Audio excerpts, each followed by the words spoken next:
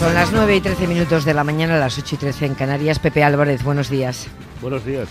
Está en Radio Barcelona el secretario general de UGT. La de ayer fue la primera gran movilización de la legislatura. Habrá movilizaciones hasta que Rajoy sea capaz de negociar, dijeron ustedes. ¿Qué impresión le deja la de ayer? ¿Pincharon en capacidad de convocatoria? Bueno, yo creo que la movilización de ayer ha sido muy importante. No ha sido la de ayer solo, han sido 60 en las diferentes comunidades autónomas. Pero en todo caso, yo lo he dicho antes y lo repito ahora, nosotros somos conscientes de que necesitamos ganar credibilidad social, necesitamos que aquellas personas que en los últimos tiempos pues los han visto de lado nos miren de frente y sobre todo que todos lleguemos al convencimiento de que juntos podemos, separados no. Ese es el camino y por tanto hoy con mucha ilusión, con muchas ganas, reprendemos después de esta semana de movilizaciones el trabajo, sobre todo desde la perspectiva de ver si el martes el Gobierno realmente quiere negociar, porque en realidad hasta ahora no ha habido ningún tipo de negociación, ni siquiera tenemos establecido ni la metodología ni los grupos de trabajo que vamos a crear para tratar los diferentes temas. Ese es un camino que yo creo que es el que debería dar frutos, resultados inmediatos, pero nosotros somos plenamente conscientes de que ese camino tiene que ir combinado con la utilización a fondo de la nueva situación parlamentaria. Hay una mayoría en el Parlamento que se ha comprometido con los trabajadores. Queremos contar con ellos y sobre todo somos plenamente conscientes de que esta es la legislatura de la combinación de la movilización con la negociación y vamos a continuar recurriendo a los ciudadanos para que desde la calle nos den soporte y sobre todo digan a los poderes públicos que las cosas han de cambiar. Vamos a ir tema a tema porque ha esbozado muchísimos, casi todos los que tenemos por delante en el calendario de esta legislatura. Pero a propósito de lo que decía usted, que suele decirlo, es verdad, no solo ahora, los sindicatos tienen que recuperar credibilidad. Por ejemplo, está ahí el caso de las Kelly, las camareras de piso en los hoteles que han conseguido dar visibilidad a su situación al margen de los sindicatos, crear su propia asociación. Cuando usted dice, y lo dice con frecuencia, tenemos que recuperar la credibilidad, ahora que lleva ya casi, 8 o 9 meses, ¿no?, al frente del sindicato, ¿por qué la han perdido? O sea, ¿ya tiene más claro por qué la han perdido?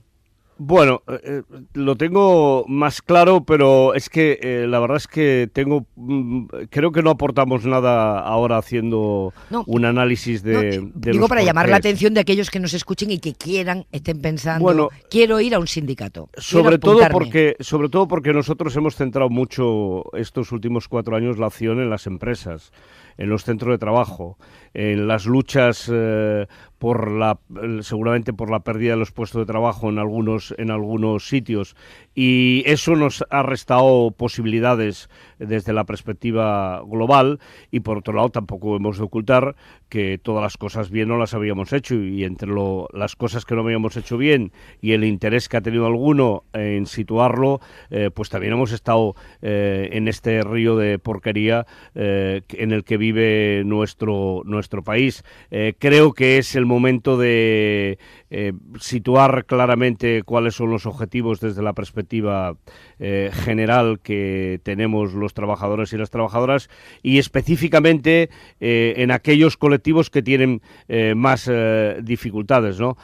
Creo que cuando se dice que los sindicatos no están, pues no se es del todo justo. Mis compañeros y mis compañeras en los hoteles representan la mayoría de las camareras de piso. La voz de alarma contra las empresas de servicios integrales la hemos levantado los sindicatos de clase. Es verdad que han aparecido otras organizaciones que yo creo que nos complementan, a las que yo saludo y a las que les deseo muchos éxitos porque son los nuestros también. No es una cuestión de confrontar unos contra otros, sino de sumar. Yo mismo en la Comisión del Pacto de Toledo hace unos días hablaba de las camareras de piso, no solo desde la perspectiva de la diferencia salarial, de las consecuencias que eso tiene para sus pensiones y para la propia seguridad social, sino de las condiciones de trabajo y de la necesidad seguramente de que a la hora de la jubilación ese sea un elemento que se tenga en cuenta, porque a veces en este país creo que con poco conocimiento se cree que todo el mundo puede retrasar la edad de jubilación, y hay muchas personas, entre ellas las camareras de piso, los trabajadores de las cadenas de las industrias, que a los 65 años o no llegan en unas condiciones absolutamente lamentables. Ustedes, tanto usted como todos estos días, que los sindicatos tenían el acuerdo con Zapatero de llegar a 800 euros de salario mínimo interprofesional en el año 2008, estamos en el 2016 y está el salario en 655, el año que viene sube a 707. Es una buena expresión, desde luego, esto de lo que ha pasado en estos años de devaluación salarial y de derechos laborales, ¿no? Pues sí, nosotros con el último gobierno de José Luis Rodríguez Zapatero intentamos cerrar acuerdos que fueran más allá de una legislatura. Lo hicimos en relación con el salario mínimo, lo hicimos en relación con las pensiones. Algunos de estos acuerdos incluso nos costó muchísimo poder explicarlo a las bases del sindicato, porque no es fácil explicar que vamos a aumentar la edad de jubilación o vamos a aumentar los años de cálculo para la pensión, pero lo hicimos porque éramos plenamente conscientes que lo que venía era mucho peor. ¿Qué es lo que ha ocurrido? Pues que el gobierno del Partido Popular, utilizando esta mayoría absoluta apisonadora, no ha tenido en cuenta esos acuerdos, se los ha pasado por el arco del triunfo, y eso nos ha llevado, yo creo que también en parte a pérdida de credibilidad. Por eso hemos aprendido aquella lección y hoy somos plenamente conscientes de que hay que ir arrancando paso a paso y sobre todo con mucha más participación y mucho más trabajo con las bases del sindicato y con los trabajadores y las trabajadoras de nuestro país. Pues vamos paso a paso. Están en plena negociación para la subida salarial con la patronal para el año que viene. Ustedes proponen una subida de entre un 1,8 y un 3%. ¿Habrá acuerdo antes de que termine el año? Pues en realidad no estamos en plena negociación, hay que decir la verdad a la gente. La patronal no ha empezado a negociar. Nosotros hemos ido haciendo propuestas, hemos propuesto hacer un acuerdo que sea por más de un año, que pueda incorporar elementos después a introducir en las reformas que hay que hacer, en los cambios que hay que hacer por lo que hace referencia al mercado de trabajo, y hemos dicho claramente a la patronal que no vamos a firmar un acuerdo que no tenga suelo, no vamos a ir a un acuerdo como en años anteriores, que el suelo era cero, que queremos un acuerdo que tenga como base la previsión de inflación y mejora del poder adquisitivo, y en ese sentido la patronal todavía a día de hoy nos tiene que decir el qué. Quiero que la gente sea plenamente consciente de que este es un tema que hoy por hoy está por empezar y que yo veo perspectivas difíciles de que podamos llegar a acuerdo, porque yo quiero dejar muy claro que nosotros un acuerdo que no mejore el poder adquisitivo, que no reparta la riqueza que se está generando en las empresas hacia los trabajadores, no lo vamos a firmar. O sea que no ha obtenido ninguna respuesta de la patronal. No hay ninguna respuesta. De hecho, la semana pasada, no, la anterior, tenía que haber habido una reunión de la mesa de negociación. Se ha suspendido porque la patronal tenía una junta directiva. El tiempo pasa, esto hay que cerrarlo. Es 19 de diciembre, cerrarlo antes de final de año. 19 de diciembre. Por eso, y estamos en esta situación. En todo caso, eso nos va a llevar a una negociación colectiva, convenio a convenio, sector a sector, yo creo que dura y claramente con el ánimo de repartir los beneficios que se están produciendo en nuestro país. Oímos voces en la patronal, la propia patronal de vez en cuando dice que lo de las empresas de servicios integrales, esta situación de superexplotación, casi esclavitud que se produce, a ellos no les parece bien, pero cuando les decimos, oiga, pero ¿podemos acordar que el convenio sectorial esté por arriba del convenio de empresa?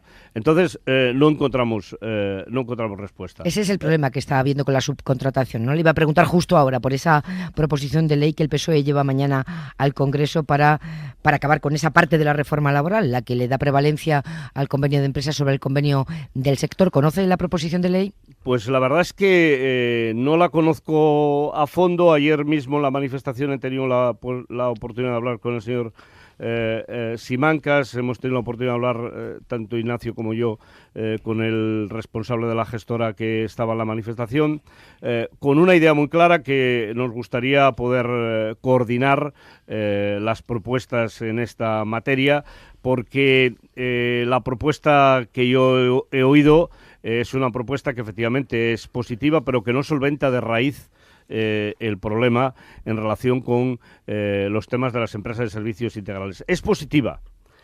Y es una cuestión que además seguramente que es muy necesaria, pero no se puede trasladar de manera automática, porque tendremos que interpretar cuáles son las actividades principales de la empresa y cuáles no, y ahí pues seguramente que intervendrá la Inspección de Trabajo. La Inspección de Trabajo está saturada, no tiene suficientes elementos humanos como para poder intervenir en todos estos temas. Por eso nosotros creemos que el primer paso, el definitivo, el que tiene carácter automático, es ir a cambiar el estatuto, por lo que hace referencia a la prevalencia de convenios, y que el convenio sectorial prevalezca sobre el convenio de empresa. Eso nos generaría una situación, un cambio inmediato, y que creo que resituaría los temas del lugar del que no tenían que haber sido nunca. Pepe Álvarez, ¿qué llevan a la negociación colectiva con la patronal y qué llevan a la negociación del diálogo social con el Gobierno para acabar con la brecha salarial en materia de género? Bueno, ayer lo dije en la manifestación y quiero repetirlo para que se tenga conciencia de que hablamos. Desde el día 8 de noviembre hasta el 31 de diciembre, las trabajadoras de este país están trabajando gratis en relación con los hombres como consecuencia de la brecha salarial. Hay que reactivar los planes de igualdad en las empresas. Con la crisis prácticamente este es un tema que ha quedado en segundo nivel. Queremos que la negociación colectiva podamos introducir elementos que detecten estas situaciones de desigualdad que se producen en las empresas. Pero vamos a ir más allá y vamos a ver si somos capaces de, ya sea por la vía legislativa, porque los convenios colectivos no es tan sencillo, introducir elementos que permitan que rompamos un techo de cristal que hay en las empresas, que es la asunción de responsabilidades por parte de las mujeres, porque en realidad esta brecha, que no está tan recogida en las estadísticas, quiere decir que los mandos intermedios de la mayoría de las empresas, en aquellas empresas donde la realidad de hoy, afortunadamente, es que un 30 o un 40%, sobre todo en el sector industrial, son mujeres, se rompa, o en el sector comercio, donde podemos con toda seguridad, si vemos establecimiento por establecimiento, como la inmensa mayoría de los mandos intermedios no son mujeres, sino son hombres. Y eso tiene mucho que ver también con la brecha salarial. Con la brecha salarial. Brecha salarial, pero también tiene que ver con la propia cultura de los horarios en nuestro país. Aprovecho para decir que sería bueno que la ministra, para empezar a situar las cosas en su sitio, acabara con esta situación de absoluto libertinaje que hay en relación con los horarios comerciales en nuestro país, que son seguramente los que generan más imposibilidades de conciliar la vida familiar y la vida laboral. Desde la atalaya de UGT, ¿cómo se ven los procesos que están viviendo los partidos de la izquierda en España? ¿El PSOE, por ejemplo, usted cree que puede recuperar la unidad y el crédito perdido? Bueno, nosotros en primer lugar queremos verlos desde una atalaya, el interés general que tiene el país y que tienen todos los ciudadanos y todas las ciudadanas. Lo digo esto porque nosotros sobre todo lo que necesitamos es que en medio de estos procesos internos seamos capaces de conseguir que de manera unitaria defiendan nuestras propuestas, porque los cambios legislativos no pueden esperar. En todo caso, a mí me parece que es un gran problema para la democracia, para el país, para el equilibrio del sistema, para los derechos de las personas, esta situación de fragmentación que se está produciendo en las organizaciones políticas. en el Partido Socialista de una manera muy clara, y que cuanto antes sean capaces de encontrar los elementos que nos permitan que se hable del PSOE por las propuestas que hace, que se hable del PSOE por las políticas que defiende, muchísimo mejor para los trabajadores y las trabajadoras y para el conjunto de los ciudadanos. Le he preguntado por el PSOE, pero también le pregunto por Podemos. ¿Habrá hacerse mayor Podemos, a su juicio? Pues con toda seguridad tiene que saber hacerse mayor, porque si no va a ser muy difícil que pueda consolidar esta situación de representatividad que los ciudadanos le han dado en las últimas elecciones, ¿no?